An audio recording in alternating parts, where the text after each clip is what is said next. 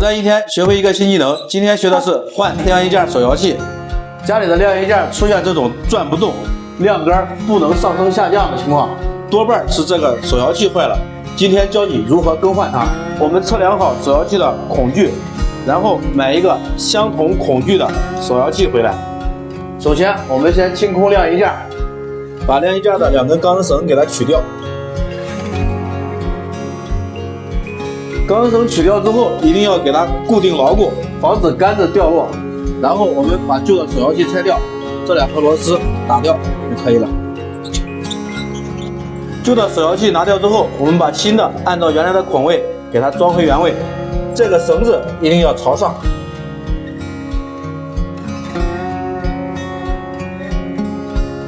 然后把螺丝锁紧。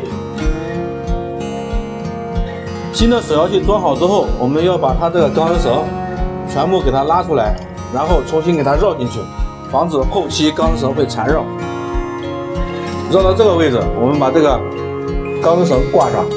挂的时候，2根钢丝绳要保持平行状态，不能有缠绕，像这个状态。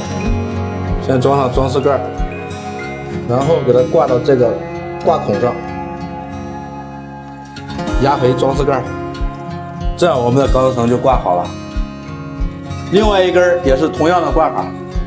钢丝绳挂好之后，我们测试一下，这2根钢丝绳一定要处于平行状态，不能有交叉，这样我们的手摇器就更换完成了。